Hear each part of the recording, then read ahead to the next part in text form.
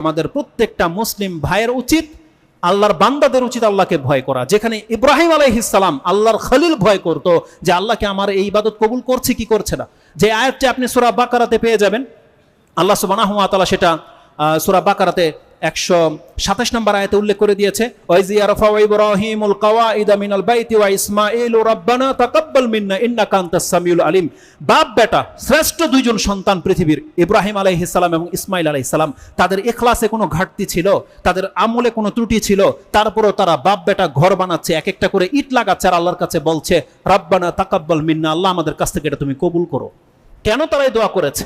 এটা ভয় অন্তরে থাকতে হবে যে আল্লাহ যদি এটা কবুল না করে তাহলে তো আমার নাজাত হবে না।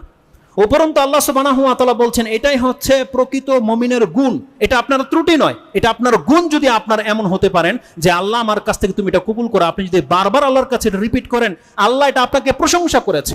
আল্লাহ সুবহানাহু ওয়া তাআলা কি বলেছে? কোরআনের একটি আয়াত আপনি নিতে পারেন এই ক্ষেত্রে, সূরা মুমিনুন 23 নম্বর সূরার 60-61 নম্বর আয়াতটিতে আপনি পড়েন, তাতে আল্লাহ সুবহানাহু ওয়া তাআলা বলছেন ওয়াল্লাযীনা ইউতুনা মা আতাউ ওয়া কুলুবুহুম ওয়াজিলাতুন আন্নাহুম ইলা রাব্বিহিম রাজিউন। আল্লাহ বলছেন মুমিনদের গুণ হচ্ছে তারা যা করার, যতটা দেয়ার, যতটা মেহনত আল্লাহর রাস্তায় করার, ততটা করার পরে আল্লাহর কাছে বলে তার অন্তর তাদের ভীত থাকে। অন্তর ওয়া কুলুবুহুম ওয়াজিলাতুন, কিন্তু তাদের অন্তর থাকে ভীত। কেন ভীত থাকে?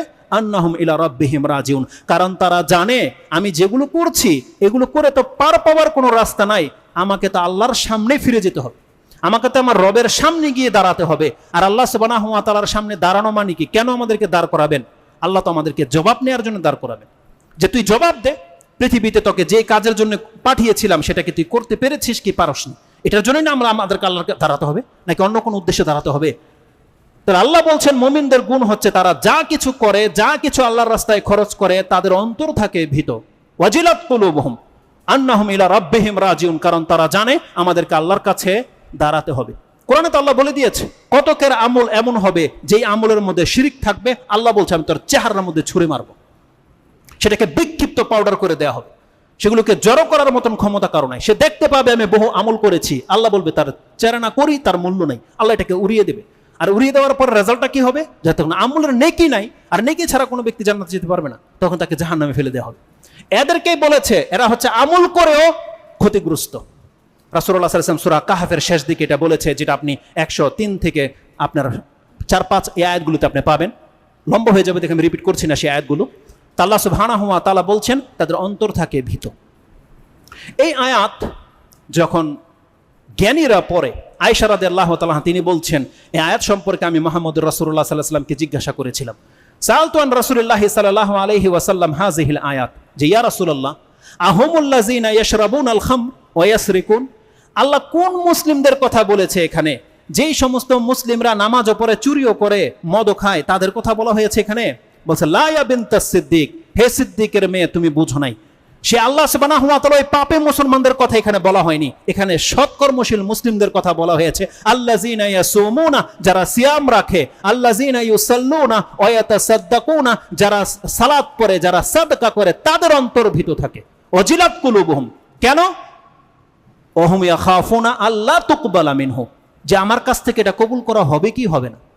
2 রাকাত নামাজ পড়ে তার অন্তরে ভয় জেগে যায় যে আমি 2 রাকাত নামাজ পড়লাম লং টাইম, আধা ঘন্টা লাগিয়ে, এটাকে আল্লাহ কবুল করবে কি করবে না। আমরা যাদের নামাজে সাহু হয়ে যায়, 2 রাকাত পড়লাম 3 রাকাত পড়লাম, আমাদের মন খারাপ হয় না যে সব সময় কেন আমাদের ভুল হয়? আর যে ব্যক্তি নামাজই পড়ে না ওর কি অনুভূতি হয়? হয় না।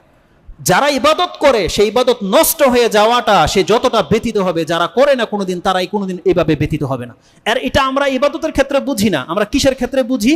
দেখা যাবে যে আপনি যদি একটা ভালো নৌকা বানিয়েছেন কিন্তু নৌকা পানিতে নেমেছেন ডুবে যায়, ঠিক হয়নি, তখন তার কষ্ট হবে। আপনি একটা ঘর বানিয়েছেন তারপর ঘরের চাল দিয়ে পানি পড়ে, তখন আপনার কষ্ট হবে যে এত টাকা খরচ করে ঘর বানালাম আর ঘরের ছাদ দিয়ে পানি পড়ে। পারলে আপনি আগুন লাগাই দিবেন ঘরে, হয় না এরকম? আপনার ভালো একটা সেট যদি ঠিকমতো কাজ না করে আপনার কষ্ট হয় না? তার মানে যে আর এগুলো আছে যেগুলো করে তার কষ্ট হয়, কিন্তু যেই ব্যক্তি ঘরেই বানায় না ওর কিসের কষ্ট? তাহলে যারা সালাত পড়ে না ওর কিসের কষ্ট?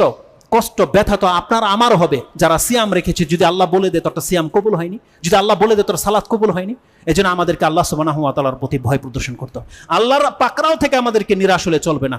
রাসূলুল্লাহ সাল্লাল্লাহু আলাইহি সাল্লাম বলছেন এরা এমন ব্যক্তি উলাইকা ইউসারিউনা ফিল খায়রাত ওয়া হুম লাহা সাবিকুন, রাসূল সাল্লাল্লাহু বলছেন যেই ব্যক্তির ইবাদত করে আল্লাহকে ভয় পায় তারা মূলত হচ্ছে অগ্রগামী, এরাই হচ্ছে কল্যাণকামী, এরাই চায় যে আমি আগে বাড়ি। ওয়াহুম লাহু সাবিকুন, আর এরাই হচ্ছে প্রতিযোগিতাকারী, যারা আল্লাহর দিকে ধাবিত ব্যক্তি। আল্লাহ যেন আমাদেরকে তাদের অন্তর্ভুক্ত করেন, আমিন।